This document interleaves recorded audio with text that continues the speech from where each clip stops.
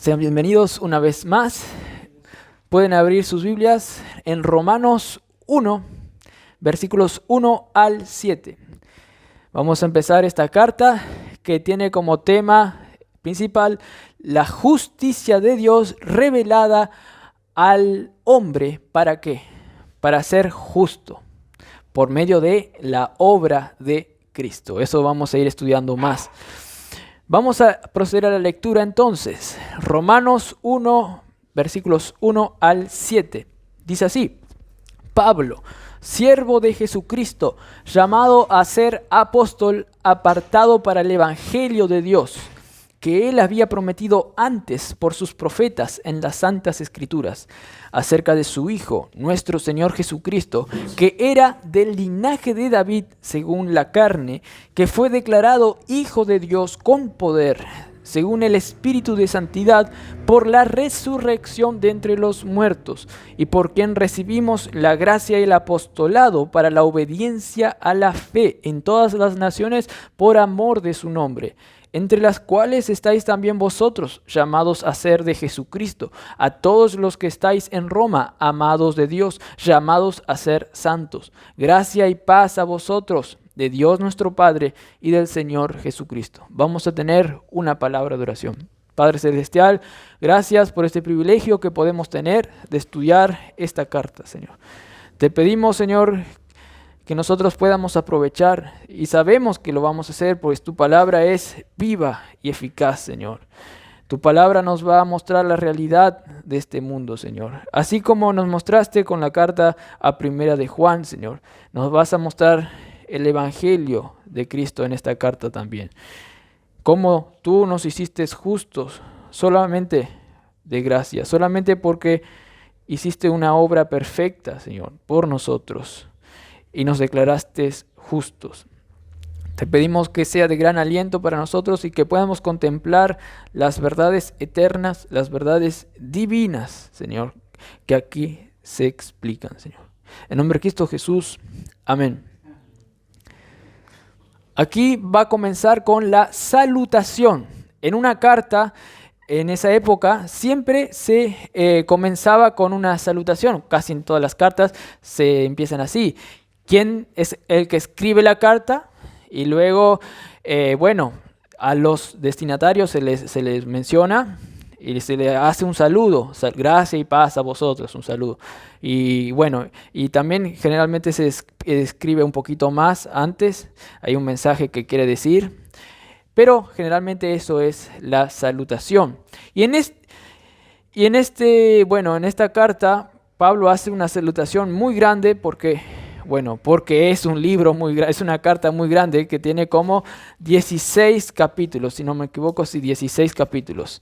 Y es una carta grande y por eso también aprovecha y hace una salutación grande, pero porque también él estaba empapado del evangelio, de tal manera que aún en su salutación, en el inicio de la carta, menciona por todo lado a Cristo y su evangelio. Comienza así el versículo 1. Pablo, siervo de Jesucristo. ¿Vieron? ¿Siervo de quién? De Jesucristo. Llamado a ser apóstol, apartado para el evangelio de Dios. Yo les quiero a ustedes incentivar a que como el apóstol Pablo, que era siervo de Jesucristo y que él estaba empapado de Cristo y el evangelio en su vida, que ustedes también hagan del centro de su vida a Cristo y a su evangelio, ¿no? Pero quiero que hagan al centro de su vida a Cristo. Él dice que era siervo de Jesucristo, llamado a ser apóstol, apartado para el evangelio de Dios. ¿Qué debo hacer para que Cristo sea el centro de mi vida? En primer lugar, debes hacer de Él el centro de tu ministerio. El centro de tu ministerio. ¿Qué debo hacer para que Cristo sea el centro de mi vida? En primer lugar, debo hacerle de Él el centro de mi ministerio. Como Pablo lo hacía. Soy siervo de Jesucristo. Él consideraba a su ministerio como algo muy importante. Y él decía que él era siervo de Jesucristo. Todo lo que Cristo le mandaba, él obedecía. ¿Por qué? Porque era el siervo de Jesucristo. Ya en el Antiguo Testamento vemos, por ejemplo, en Isaías, que iba a venir un siervo de Dios que apuntaba a Cristo. Cristo es el mayor ejemplo de que obedecía a Dios, era un siervo que iba a hacer la obra de Dios. Pero también vemos que nosotros en Cristo podemos ser siervos también de Dios, siervos de Cristo, como Pablo lo hacía. Pablo cuando se convirtió dijo a Dios, a Jesús le dijo, ¿qué quieres que haga? Cuando Jesús con una luz tremenda se le manifestó a él y él cayó del caballo y cayó al suelo, le dijo, luego de que Jesús le dijo algunas palabras, ahí Pablo le dijo, ¿qué quieres que haga? Porque vio que Cristo era glorioso, porque entendió que estaba frente al Dios del universo. ¿Qué quieres que haga? Le dijo Pablo a Jesús. Y Cristo luego le dice, le manda, levántate, porque él está tirado, y entra en la ciudad y se te dirá lo que debes hacer. Luego entró en la ciudad, vino un tal Ananías que le dijo lo que iba a hacer. Pues Jesús le dijo a Ananías lo que le tenía que decir a Pablo. Y en simples palabras le dijo que iba a ser un ministro que iba a predicar a los gentiles, a los reyes sobre el evangelio y que iba a padecer por el nombre de Cristo. Y que Dios también le iba a hacer a conocer a Pablo quién era Jesús. ¿Quién soy yo? ¿Y tú, hermano? ¿Estás dispuesto a ser obediente a Cristo? ¿Estás dispuesto a vivir tu vida conforme a lo más importante, como el apóstol Pablo? Si sos hijo de Dios, vas a querer estar dispuesto. Si todavía no has sido convertido, hay algo que tiene que pasar primero. La luz de Cristo debe iluminarte para que vos tengas el corazón de decir qué quieres que haga. O si no, nunca vas a poder decir eso. Si Cristo no te ilumina, no vas a poder ser siervo de Cristo. Pero Pablo fue iluminado y él quería ser siervo de Jesucristo. Y dice, soy Pablo, soy yo, siervo de Jesucristo, llamado a ser apóstol, versículo 1. Llamado a ser apóstol. Él fue llamado por Dios. Vimos ahí en ese ejemplo, yo te elijo. Cristo fue que le eligió interponerse en el camino y mostrarse la luz. Le eligió para ser apóstol, lo llamó. Apóstol significa enviado, llamado a ser un enviado, un comisionado a predicar el evangelio. Para ser un apóstol tiene que haber algunos requisitos. Vemos también en las Escrituras que habían otros que también eran apóstol, pero no de la misma clase. Apóstol le podías decir a cualquier cristiano prácticamente, en un cierto sentido. Vos sos enviado de esta iglesia para predicar allá. Sos un apóstol. Tanto que en la Biblia se menciona que Bernabé también era un apóstol. Él era enviado, un apóstol, y en Hechos aparece eso. Pero en las mayorías de palabras donde apóstol aparece, solamente existe una definición de apóstol, que eran las que cumplía esos requisitos de ser un apóstol, y que eran los requisitos que tenían los 12 apóstoles. En simples palabras, entonces, hay dos clases de apóstol. Una que es normal, todos enviados de Dios a predicar. Pero hay una clase de apóstol que solo habían pocos. Eran los 12 apóstoles de Jesucristo y el apóstol Pablo. Pues Jesús eligió por algo a 12. Habían otros también, pero Jesús dijo, estos van a ser los 12 apóstoles míos, que cumplan estos requisitos. Ellos, según Hechos 2, dice, o Hechos 1, ellos van a estar conmigo, van a ver mis obras, todas las obras que yo hago, y yo les voy a enviar a predicar. Y les voy a dar dones, milagros, capacidad para hacer milagros. Y yo les elijo para eso. Y no les voy a limitar a una iglesia local, sino que van a poder ejercer su misión de evangelizar por todas las iglesias. Y no solamente en un periodo corto de tiempo, no, durante toda su vida.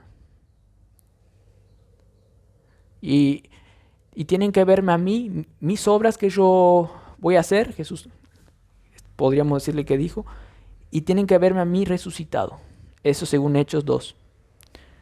Y eso eran solo 12 apóstoles que cumplían esos requisitos. Y el apóstol Pablo dice que yo fui elegido como un abortivo después en 1 Corintios capítulo 15 o 2 Corintios 15. Pero él cumplía la mayoría de estos requisitos. Menos el requisito de estar durante toda la vida de Cristo. Por eso los de Galacia, muchos le decían, este apóstol, este no es apóstol. Este creó un evangelio nuevo. Él no es un verdadero apóstol. Él no estuvo con Jesús en los 3 años de su ministerio. Pero Pablo era un apóstol especial. Era uno que fue particularmente designado por Dios para predicar a los gentiles. A los gentiles.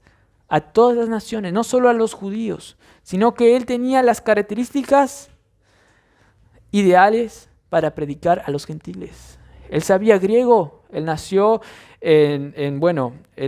en Tarso, una ciudad que estaba bajo la ciudadanía romana, y vivió ahí también. Y luego fue a Jerusalén a estudiar bajo los pies de Gamaliel, un gran, fariseo, un gran maestro de las Escrituras. Él tenía mucho intelecto. Es más, que dicen algunos que él hasta era, alguien que formaba parte del Sanedrín, donde estaban los mejores sacerdotes y que hacían juicios para algunos delitos que habían cometido algunos del pueblo. Tenía decisiones importantes sobre la religión y del judaísmo. Él estaba en el Sanedrín, ese mismo Sanedrín donde le juzgaron a Cristo. Pablo era un ser muy importante y todo eso le ayudó a bien. Todo eso Dios fue, preparando, poniendo sus caminos para que él sea un ministro del evangelio para predicar a los gentiles. Él sabía mucha literatura griega porque nació en Tarso, una ciudad también donde habían muchos griegos, donde la élite, él estaba preparado entonces en eso también. Él sabía mucho de la cultura grecorromana, de tal manera cuando fue a Atenas, ahí en donde estaban todos los dioses, donde había tipo una ceremonia, él pudo hablar con los filósofos, con sus términos. Aquí esta estatua es del Dios no conocido. Vuestros mismos poetas dijeron, y ahí le hablaba así, de que todos somos de una sola línea de la sangre, no sé qué, y le empezó a hablar con términos filosóficos. Él sabía, Dios estaba preparando a él, le estaba preparando. De tal manera que también nos dice en el versículo 1 que él era apartado para el evangelio de Dios. Dios le había separado a él para el evangelio de Dios. Dios ya le había preparado, separado. Claro, cuando él se convirtió, sí, pero ya antes, Dios ya estaba designando lo que él iba a hacer. Pues dice Gálatas 1, versículo 15, que agradó a Dios, Gálatas 1, versículo 15, agradó a Dios quien me apartó desde el vientre de mi madre y me llamó por su gracia para revelar a su Hijo en mí, para que yo predicara su evangelio entre los gentiles. Dios ya estaba preparando a Pablo para su ministerio. Ya le estaba apartando para el evangelio de Dios. Y cuando se convirtió, ahí empezó el ministerio de él. Él ahí fue apartado en la práctica para el evangelio de Dios. Separado para el evangelio de Dios. ¿Y qué es el evangelio de Dios? Son las buenas noticias. En griego, evangelio se puede separar en que significa bueno, y helio, que es noticias. Buenas noticias. Evangelio en griego. Buenas noticias. Dios le separó a él para predicar las buenas noticias. ¿Y cuáles eran esas buenas noticias? De Cristo y de su obra para salvar a los pecadores del mal, del pecado, y para hacerles ver lo más glorioso del universo, Cristo y Dios. Y bueno, Cristo es Dios también. Para hacerle ver la Trinidad, la vida a los humanos. Y para eso Dios le apartó a Pablo. Versículo 2 dice sobre este evangelio. Y así nos muestra la importancia del llamado que recibió Pablo. Versículo 2 dice, este evangelio que él había prometido antes por sus profetas en las santas escrituras. Este evangelio ya estaba en el Antiguo Testamento, siendo ahí predicado, pero en términos de promesas, que un día iba a venir este evangelio, un día iba a venir. Y acá dice que ya desde los profetas, y no solamente los profetas, digamos como Isaías, Jeremías, sino todos los que hablaban de Dios, desde Génesis. Vemos en Génesis 3:15 que ya se habla del evangelio, que de la simiente de la mujer iba a venir uno que iba a aplastar la cabeza de la simiente del diablo. Ahí ya estaba siendo profetizado, prometido el evangelio, las buenas noticias. El mal iba a ser erradicado. De tal manera que también Romanos 15 al final dice que en breve ustedes pisarán al diablo. El diablo va a estar bajo sus pies, dice. Eso se va a consumar luego. Pero la buena noticia ya entró cuando Cristo vino y hizo su obra perfecta. Y en virtud de esa obra perfecta, aún los antiguos del Nuevo Testamento podían disfrutar de la vida en Cristo. Pero ellos no disfrutaban claramente. De tal manera que muchos profetas dicen que esperaban ver ese día. Dice que querían discernir eso, lo que estaba preparado para nosotros. Pero ellos no pudieron ver. Pero ellos eran salvos debido a que Cristo iba a venir. Y por esa fe ellos eran salvos igualmente. Pero nosotros tenemos un mayor privilegio ahora, hermanos. Todo el Antiguo Testamento, por lo tanto, hablaba y prometía sobre estas buenas noticias, que Cristo vendría y iba a sacar a su pueblo de sus pecados. Tú también, hermano, igual que el apóstol Pablo, debes hacer de Cristo el centro de tu ministerio, de ser siervo de Cristo, de predicar el evangelio como alguien que fue apartado de Dios para predicar lo que vos experimentaste, el evangelio. Tú debes salir y debes mostrar a los demás lo que el evangelio hizo para con vos, hermanos. Ese mismo evangelio que estaba siendo prometido ya por 2000 años atrás, desde el inicio de la raza humana. Y tú tienes el privilegio ahora de experimentar eso mucho mejor de lo que los del Antiguo Testamento, de los profetas antes de vos experimentaron y anhelaban esto ellos. Entonces, para tú hacer a Cristo el centro de tu vida, debes hacerle el centro de tu ministerio aquí. Porque tú tienes un propósito aquí. Darle la gloria a Dios en predicar el evangelio en tu vida. Además, debes hacerle el centro de tus pensamientos, como vamos a ver ahora. Debes hacerle el centro de tus pensamientos. Versículo 3, ¿qué dice? Versículo 3 dice, vamos a leer desde el 2 al 3a, que él había prometido el evangelio antes por sus profetas en las Santas Escrituras acerca de su Hijo. El evangelio habla sobre su Hijo. El evangelio es acerca del Hijo. En simples palabras, el evangelio es el Hijo. Es lo que Él hizo. Pablo sabía, hermanos, que Cristo debe ser el centro de sus pensamientos, pues el Evangelio es sobre el ser más importante, habla sobre el Hijo de Dios. Y toda la Biblia, ya desde el Antiguo Testamento, dice que hablaba sobre el Hijo y sobre nuestro Señor. Por eso Pablo hacía del centro de sus pensamientos a Cristo. Él sabía que era el tema principal de la Biblia y él sabía que era la segunda persona de la Trinidad. Él sabía que era nuestro Señor, alguien que nos domina, que es nuestro Señor. Hermanos, Él es la segunda persona de la Trinidad, de tal manera que además de conocer quién era la segunda persona de la Trinidad, también conocía quién era cuando se humanó, cuando vino a la tierra. También conocía eso, que dice el versículo 3, parte B. Dice, acerca de su Hijo, nuestro Señor Jesucristo, que era del linaje de David según la carne.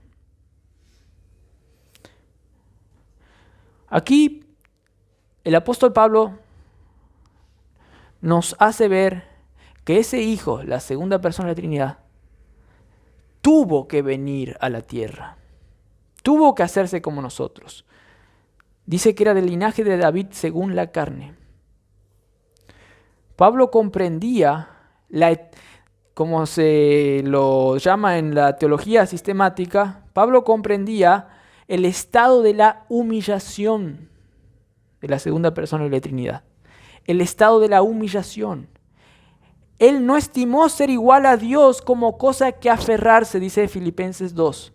Él no estimó el ser igual a Dios, Cristo, segunda persona de la Trinidad, como cosa que aferrarse. Yo soy Dios. Pero dice, sino que se despojó de sí mismo y vino a la tierra. Se despojó y se hizo como nosotros, a semejanza nuestra. Y eso se lo llama el estado de la humillación de Cristo. Él vino aquí. Pablo comprendía la importancia de lo que hizo Cristo. Sin Él, sin esa obra, sin esa humillación de Cristo, la segunda persona de la Trinidad, nada bueno Pablo obtendría en su vida. Y ni nosotros. Al contrario, recibiríamos solamente malas noticias, no buenas noticias. Cristo tuvo que hacerse como nosotros. Él no estimó el ser igual a Dios. Para que haya buena noticia, Cristo tuvo que haber experimentado la humillación. El despojar sus privilegios que tenía y dejarlos a un lado y no aferrarse a eso, sino hacerse como nosotros. Para darnos a nosotros buenas noticias. Pablo sabía eso, el estado de la humillación de Cristo.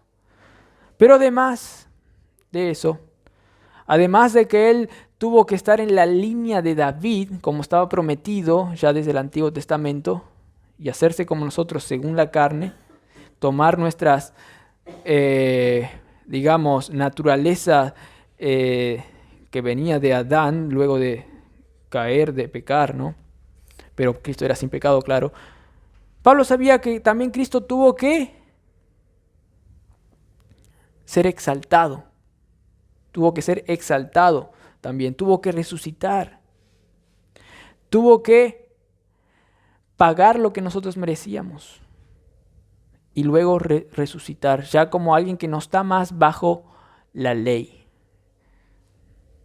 Pero Pablo, como les estuve diciendo, sabía que Cristo tuvo que entrar en la humanidad y ser como nosotros.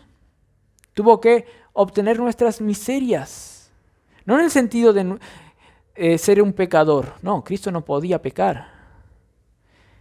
Lo que Él hizo, Cristo, es sujetarse a la muerte a la que nosotros estábamos sujetos. Es decir, que teníamos un cuerpo que un día iba a morir, pero principalmente en el aspecto legal, que se hizo bajo la ley. Él tenía que obedecer toda la ley. para sustituirnos a nosotros en la cruz y decir en hecho y en verdad que nosotros ya cumplimos la ley en Cristo. Por eso Cristo también se humilló en el sentido de ponerse bajo la ley. Y además sufrió nuestras penas, nuestros sufrimientos por estar sujeto a la muerte, nuestras angustias, nuestras tentaciones. Él sufrió eso, como dice Hebreos.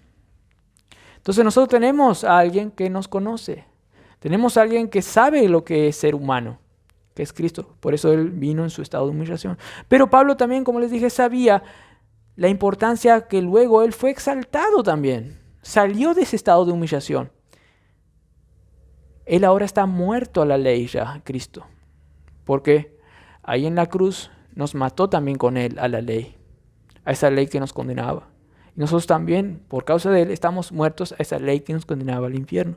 Y ahora estamos vivos para con Dios, así como Cristo, que ahora está vivo para con Dios. Pregunta, ¿antes Cristo no estaba vivo para con Dios en su ministerio, en su estado de humillación? No en el sentido de que Él estaba sujeto a la muerte. No, en ese sentido, Él estaba así, vivo para la ley. Él estaba bajo la ley y Él estaba muerto en un cierto sentido para Dios. Pero cuando resucitó, Él ya no estaba más bajo la ley del humano, sino que ahora estaba vivo para con Dios. En ese sentido, Él sí ahora está vivo para con Dios, como antes en su ministerio no lo estaba, en ese sentido. Pero ahora sí está vivo para con Dios, pues ahora Pablo nos va a decir que Cristo entró en el estado de la exaltación, que dice versículo 4, que fue declarado Hijo de Dios con poder, según el Espíritu de Santidad, por la resurrección de entre los muertos. En su resurrección, ahí Cristo fue exaltado sobre todo nombre. En su resurrección fue declarado Hijo de Dios con poder, la segunda persona de la Trinidad, pero encarnada. Fue resucitado y declarado Hijo de Dios con poder. Antes Él no era Hijo de Dios en su ministerio terrenal, Cristo era. Pero Él, digamos, no mostraba todo lo que era. Él no mostraba toda su gloria. ¿Pero por qué? Porque Él estaba viviendo como nosotros, bajo la ley. Él nos estaba sustituyendo. Pero cuando resucitó, ahí sí fue declarado Hijo de Dios con poder. Toda su gloria, la segunda persona de la Trinidad, fue manifestada. Como les dije, antes Él estaba bajo la ley. Sigue grabando, está bien. Se acabó la batería de este. Muy bien. Antes Él estaba bajo la ley, pero ahora ya no más. Ahora Él fue exaltado. Antes estaba bajo la muerte de este cuerpo, de nosotros, que está sujeto a la muerte, que un día va a morir. Pero cuando resucitó ya no más. Es más, Él agarró un cuerpo glorificado. Ya. Ahora Él tiene un cuerpo que traspasa paredes, que es otra cosa. Es un cuerpo perfeccionado. Y Él ascendió además a la diestra del Padre. Y se sentó a la diestra del Padre. Y ahora Él intercede por nosotros, como dice Romanos 8. Y además, desde ahí, nos dio el Espíritu para capacitarnos a nosotros para predicar el Evangelio, para vivir la vida cristiana. En el aposento alto, en un aposento, en Hechos 2, luego de 50 días que Cristo, salió de la presencia de los apóstoles recibieron el Espíritu Santo, Hechos 1. Recibieron el Espíritu Santo y ellos recibieron poder para predicar a todos. Todo porque Cristo fue exaltado. Todo porque en su resurrección fue declarado Hijo de Dios con poder. Y dice, fue declarado Hijo de Dios con poder según el Espíritu de santidad. Antes Jesús tenía el Espíritu. Él todo lo que obraba, milagros y esto, lo hacía con el Espíritu. Pero cuando resucitó, el Espíritu actuó allí con tremendo poder. Y ahí Él mostró su gloria. Una manifestación tremenda del Espíritu Santo, el Espíritu de santidad, en todo su esplendor. Hermanos, el Espíritu fue el que le hizo resucitar también. Y Él también se resucitó a sí mismo. Yo pongo mi vida y yo soy capaz de darme vida, dice Juan 5. Y luego dice, por la resurrección entre los muertos fui declarado Hijo de Dios, porque resucitó de los muertos. Él venció a la muerte, Él venció la potestad de la muerte. Todo por la obra de Él en la cruz, hermanos. Él venció la muerte que nos condenaba a nosotros. ¿Para qué? Para darnos vida, hermanos. Ahora Él resucitó y les pregunto, Cristo ahora que resucitó y que está sentado a la diestra del Padre, ¿sigue siendo hombre? ¿O volvió a ser como antes, solo la segunda persona de la Trinidad con una naturaleza divina no más?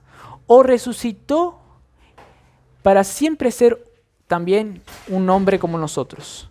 La pregunta es, ¿ahora Cristo es como nosotros hombre también? ¿La segunda persona de la Trinidad también tiene la naturaleza humana en el cielo? Sí, y va a ser para siempre. Pues al contrario, nosotros no podíamos entrar en el cielo. Pues Él es el que intercede por nosotros. Él es el que nos presenta delante de Dios a nosotros favorablemente. Nosotros somos de Cristo y Él nos representa a nosotros. Si Él dejase de ser hombre, chao. Por eso Él tomó también la naturaleza nuestra, humana, para siempre. Para siempre. Dios hizo eso. Y está sentado ya a la diestra del Padre, con poder. Ya con un cuerpo glorificado, claro, ¿no? Una naturaleza humana que ya no peca y es una naturaleza humana gloriosa, que tiene un cuerpo glorificado. Y es el mismo cuerpo que nosotros vamos a tener. Pero Él fue nuestro precursor, el que primero entró en el cielo con ese cuerpo glorificado. Y luego todos nosotros cuando resucitemos vamos a resucitar con ese cuerpo glorificado. Él es nuestro precursor, el que primero entró al cielo con ese cuerpo glorificado. Entonces, ¿vieron que Pablo nos habló de todo lo que hizo Cristo? Lo que tuvo que hacer Cristo, y tanto en su humillación como en su exaltación. Porque Pablo al comienzo de la carta ya nos habla todo de Cristo. Porque él sabía la importancia de hacer de Cristo el centro de sus vidas. Él sabía la importancia de hacer del pensamiento de Cristo en él el centro de su vida. Él sabía lo que Cristo hizo. Él sabía lo que Cristo sufrió por nosotros. Él sabía lo que la gloriosa noticia que ahora resucitó con un poder tremendo, ese poder que ahora nos hace vivir a nosotros.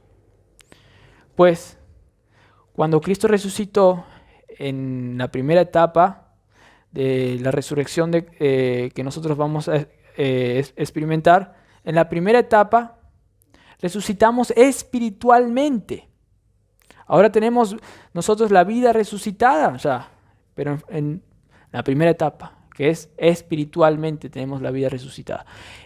Vamos a tener en la segunda etapa también los cuerpos resucitados. Y vamos a continuar con nuestra vida espiritual resucitada. Pero en virtud a que Cristo resucitó espiritualmente también, ahora sí nosotros experimentamos ya la vida resucitada. Romanos 6 dice que ya experimentamos la vida resucitada. Después pueden ir a buscar. Pablo por eso hacía el centro de su vida a Cristo y lo que él hizo en su vida. Pablo lo hacía como el centro. ¿Y tú? ¿Conoces todo lo que Cristo hizo por vos? ¿Conoces su estado de humillación? ¿Conoces su estado de exaltación? Lo deberías hacer. Versículo 5 dice, Romanos 1, versículo 5 dice, ¿y por quién recibimos? Por Cristo, ¿no? ¿Y por quién recibimos la gracia y el apostolado para la obediencia a la fe en todas las naciones por amor de su nombre? Pablo sabía que también de Cristo, en virtud del Evangelio, recibió la gracia de ser apóstol y de seguir ejerciendo su apostolado. Para Pablo era un tremendo don, un tremendo regalo ser parte del ministerio de Cristo, para predicar a todas las naciones, hermanos, para la obediencia a la fe, dice a todas las naciones, para que todos obedezcan a la fe, es decir, para que acepten a Cristo por la fe y por lo tanto le obedezcan a Cristo y así puedan por la fe vivir la vida cristiana y seguir obedeciendo a Cristo. Y todo fue en virtud a que Cristo le llamó a Pablo para eso, para predicar la obediencia a la fe a todas las naciones, es decir, a toda lengua y tribu, a Argentina, Perú, España, de tal manera que Pablo, cuando escribe esta carta, le estaba escribiendo a los que estaban en Roma, para que le ayuden en algo de sustento también, y para que oren, para luego él ir a España. Pablo quería predicar a todas las naciones, pues Dios le encomendó esa noticia. El Dios mismo del universo le encomendó esa noticia.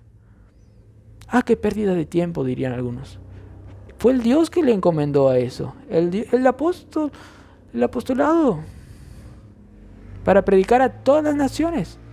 Es el ministerio más asombroso que hay en el universo, servir a Cristo.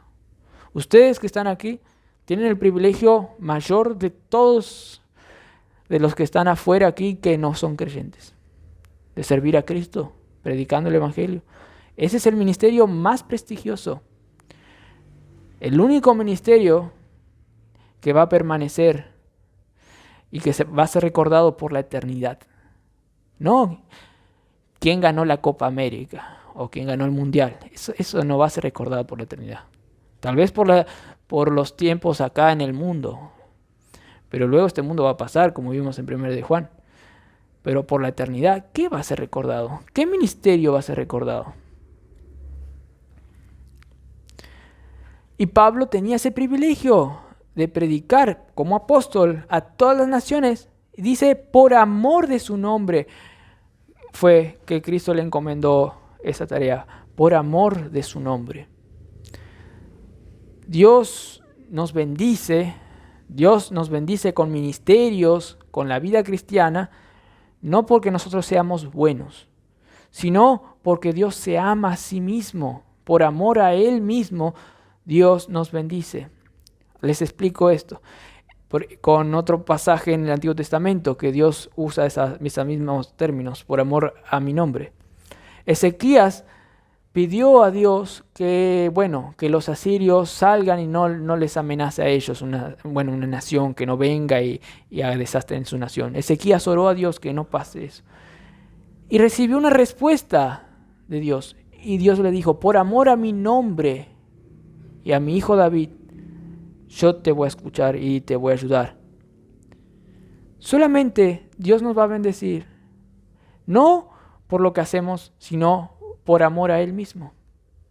Y por eso Dios envió a su Hijo, para que sea nuestro representante. Y por amor a su Hijo, Dios también nos ama a nosotros, porque nosotros estamos en Cristo. Si Dios ama a Cristo, Dios te ama a vos. Por la obra de Cristo en la cruz, que te unió a Cristo, la obra de Cristo en la cruz. para que vos ahora experimentes a Cristo en tu vida, estés en Cristo. Y por amor a Cristo, por amor a Él mismo, Dios te bendice. Entonces vos también tenés que tener en tu mente, en tus pensamientos, el Evangelio en este aspecto. Y en todo lo que haces en tu vida.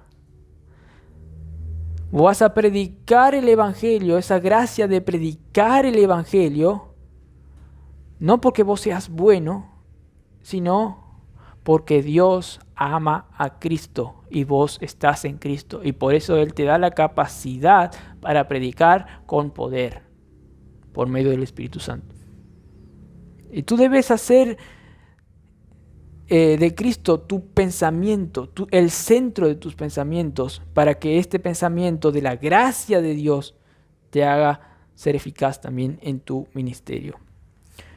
Además, hermanos, el Evangelio, que es Cristo y su obra, te llegó a ti. Vos haces parte de la nación de Argentina. Entonces, el Evangelio también te llegó a ti, tu nación. A mí, cuando yo estaba en Argentina, también me convertí, allá en Corrientes, en la capital, me llegó a mí, a esa nación. Todo por fruto de lo que hizo el apóstol Pablo, que era el que predicaba a las naciones, a toda nación. Él fue a España también, se dice, a Roma, y de allí otros obtuvieron el mensaje del Evangelio y se fue expandiendo. Y ahora, 2024, también está en Argentina y también está en algunas partes de Argentina. ¿Quién sabe que un día llegue también a otro pueblito de acá? Este Evangelio es muy importante, hermanos. Te llegó a ti en tu nación.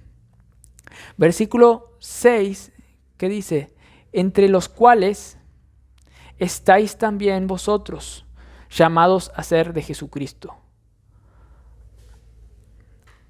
A todos los que estáis en Roma. Entre esas naciones a que fue encomendado el apóstol Pablo, entre esas naciones están vosotros, llamados a ser de Jesucristo, dice. Dios tenía en mente salvar a muchos de muchas naciones. Encomendó a predicadores y que vayan a todas las naciones a predicar, a los que fueron llamados a ser de Jesucristo. Hay un pasaje que dice que muchos son llamados pero poco escogidos. Pero hay un llamamiento eficaz, que si Dios sí o sí quiere salvar a una persona que está en Mercedes, o a una persona que está allá en Ushuaia, en Tierra de Fuego, en un pueblito donde hay solo 4 habitantes y son pobres, si fue llamado, el Evangelio va a hacer todo lo posible y va a llegar a esa persona. O quién sabe, un día esa persona viaja a la ciudad, ahí del centro, y mira un cartel, Juan 3:16. De esa manera también el Evangelio le llegó. Pero alguien tuvo que poner ese cartel. Sí o sí, el Evangelio va a ir a todas las naciones, pero nos usa a nosotros. ¿Quién oirá el Evangelio si no fueren enviados? Va a decir Romanos 11. Nosotros tenemos que ejercer nuestro ministerio de predicar. Y si el Evangelio llegó aquí, es por algo. Tenemos que seguir predicando, hermanos, e insistiendo que realmente se conviertan las personas. Porque hay muchas iglesias que no predican el Evangelio genuino. Predican otra cosa. Y eso es la mayor trampa, es donde alejan a las personas del Evangelio. Pero qué gracia de Dios que el Evangelio llegó a Mercedes, hermanos. ¿Por qué? Porque hay llamados a ser de Jesucristo, a pertenecer a Cristo, a ser siervos de Jesucristo. Y a los que Dios llama, nadie se puede resistir. Si el apóstol Pablo, el mayor fariseo, el que perseguía a la iglesia de Dios, fue enfrentado por una luz que le salvó, es posible que cualquier pecador se convierta si es llamado por Cristo, para ser de Jesucristo eficazmente. Nadie se puede resistir a la gracia de Dios. Nadie. Entonces, sabiendo esto, que hay muchos escogidos que se van a salvar, predica confiantemente, hermano, predica confiantemente que algunos se van a salvar. Dios le dijo a Pablo cuando iba a ir a Corintios, anda a esta ciudad de Corintios, porque yo tengo mucho pueblo allí para que se salven. Yo tengo pueblo allí. Por eso Dios le envió a Pablo allí.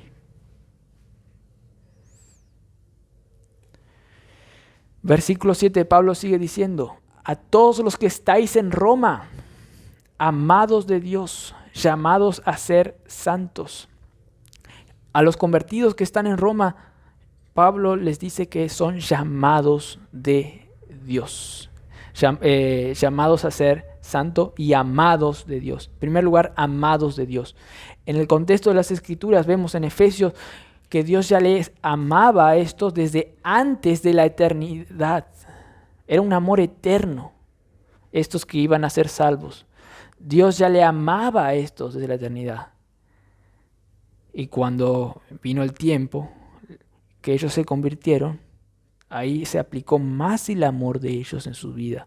Ellos entendieron también que son amados de Dios. Amados por la persona más importante del universo. Es un amor que no es para con todos. Es un amor que no es para con todos. Solo los que son hijos de Dios. Ellos son amados de Dios. De una forma especial. Hay muchos que luego van a ir al infierno. Y ellos nunca, ahí en el infierno, no experimentan nada del amor de Dios. Acá pueden experimentar algo del amor de Dios, pero temporal. No es el mismo amor que tiene para los hijos de Dios. Es un amor temporal que luego en el infierno van a experimentar solo la ira de Dios. Pero los que están ahora convertidos, esos sí experimentan el amor de Dios, pues es el mismo amor que ama al Hijo de Dios. Y si Dios ama a su Hijo, con ese amor mismo nos ama a nosotros. Pero el que no está en el Hijo de Dios está bajo la ira. No está con la misma clase del amor que Dios tiene a su Hijo Jesucristo.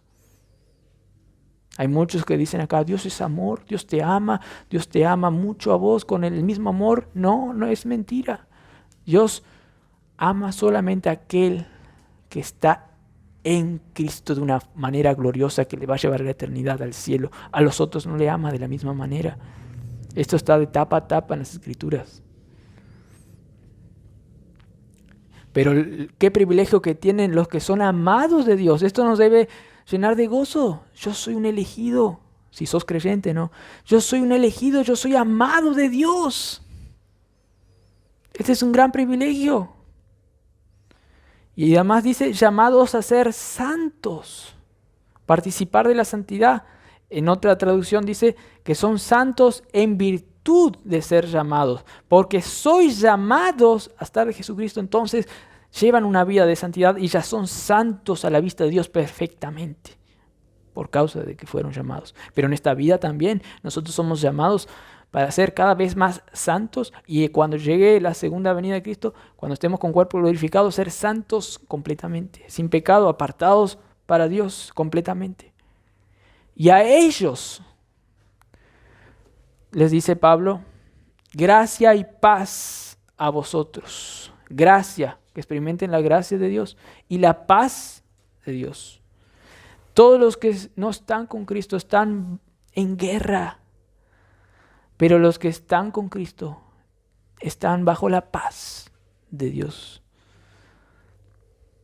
Dice, gracia y paz a vosotros, de Dios nuestro Padre y del Señor Jesucristo.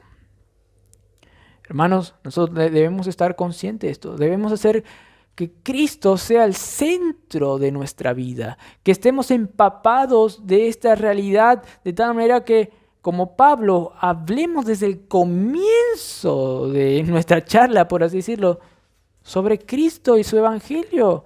Que el Evangelio de Cristo sea vivido en nuestros corazones. Y experimentemos la realidad y estemos firmes, hermanos. Que saquemos todos esos pensamientos incrédulos, mundanos, de la carne. Renovémonos nuestra mente, como dice otro pasaje, cada vez más de las cosas de Dios. Renovémonos de de esta gracia experimentada, renovémonos del amor de Dios, renovémonos del conocimiento que fuimos llamados a hacer de Jesucristo. 1 Corintios 1, versículo 9 dice, ustedes que fueron llamados a tener comunión con el Hijo de Dios. Qué privilegio es ser llamado a vivir con el Dios del universo, a estar en comunión. Hay otro pasaje que en Apocalipsis 3 dice que yo toco la puerta y el que me abre, yo voy a entrar y voy a comer con ustedes en la mesa y ustedes conmigo. Esa es la clase de comunión que Dios Jesucristo quiere tener con nosotros. Y Jesús es el ser más lleno de gracia para con nosotros. Es el ser más bueno del universo. Si vos viste una persona buena por ahí, Jesús es infinitamente más bueno. Nadie de nosotros va a llegar nunca a la perfección de lo que es Cristo, de cómo ser Él. Y vos tenés el privilegio de ya experimentar con Él la vida de Él.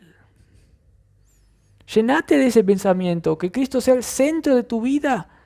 Y así vas a querer predicar más a Cristo. Y vas a tener más osadía, vas a tener más libertad de predicar a Cristo. Y de exhortar, como Pablo también decía, exhortar a los que están ahí andando mal. Alentar a los que están medio deprimidos. Animar, a consolar, hacer una columna en la iglesia. Porque imagínense si crecemos un poco más, van a venir otros recién convertidos también.